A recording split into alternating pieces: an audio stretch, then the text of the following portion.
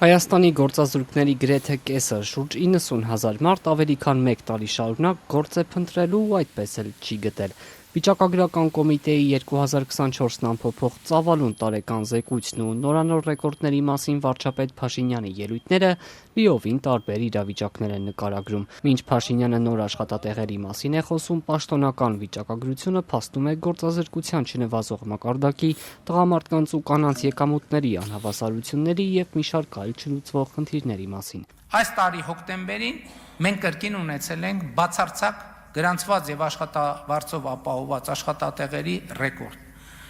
2025 թվականի հոկտեմբերին 810,074 գրանցված աշխատատեղ ունենք երկրում։ 2024-ի ամփոփված տվյալներով գործազրկության մակարդակը 13.3%-ի է հասել։ Սա ոչ միայն հեռու է այն նվազեցնելու կառավարության խոստումներից, այլև հետխորհրդային երկրների շարքում վատագույն ցուցանիշներից է։ Պաշտոնապես գործազուրկ են համարվում այն մարդիկ, որոնք ուզում են աշխատել, գործ են փնտրում, սակայն չեն գտնում։ Ըստ ծավալուն զեկույցի գործազուրկների քանակով ամենաբացասական վիճակագրությունը Տավուշն ունի։ Մարզի բնակիչների ավելի քան 28%-ը 2024-ին գործ չի ունեցել։ Տավուշցի կանանց շրջանում թիվը շատ ավելի բարձր է՝ 34.3%։ Հայաստանի երիտասարդների միջև 29 տարեկանների շրջանում գործազրկության մակարդակը նույնպես երկնիշ է՝ 21.5%։ 44-օրյա պատերազմին հաջորդած 2021-ից հետո ամենաբացասական թվերն են արձանագրվել։ Դժվարությամբ են գործ գտնում անգամ բարձրագույն ու հետբուհական կրթություն ստացած երիտասարդները։ Դիպլոմ ունեցողների 16.4%-ը 2024-ին աշխատանք է փնտրել ու չի գտել։ Եթե աշխատանքը արդյունք չի տալիս, այսինքն կարճ ասած, եթե աշխատանքը մարդու բարեկեցությունը չի ապահովում, ինչա պետք անել։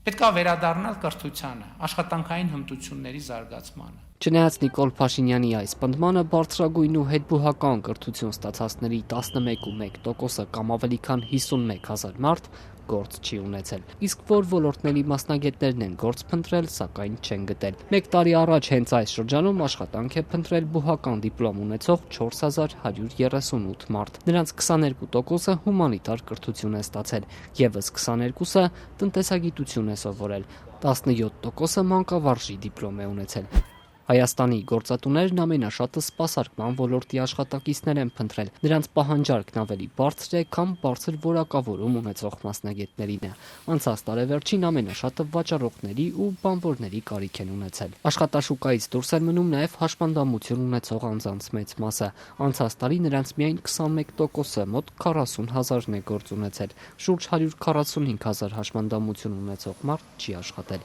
Ծավալուն զեկույցը նաև վկայում է, որ երիտասարդներն իրենց ստացած կրթությունը չեն կարևորում։ Ըստ վիճակագրական կոմիտեի 25-ից 29 տարեկան երիտասարդների 31.5%-ը կրթությունն օգտակար չի համարել։ Ըստ ծավալուն զեկույցի 2024-ին աշխատողների մաքուր աշխատավարձը հարկերը հանած միջինը 167,000 դրամ է կազմել։ Տղամարդկանց ու կանանց եկամուտների տարբերությունը շարունակում է զգալի մնալ։ Կանայք միջինը 55,000 դրամ ավելի քիչ եկամուտ են ստանում։ Ամենացածր աշխատավարձերը Տավուշում ու Շիրակում են գրանցվել։ Մինչև 29 տարեկան երիտասարդների շրջանում տարբերությունն ավելի փոքր է՝ 37,000 դրամ։ Իդեպ այս զեկույցը փաստում է, որ Հայաստանում նաև 85-նանց աշխատող մարդիկ կան, որոնք 2024-ին օրը միջինը 5 ժամ աշխատել են։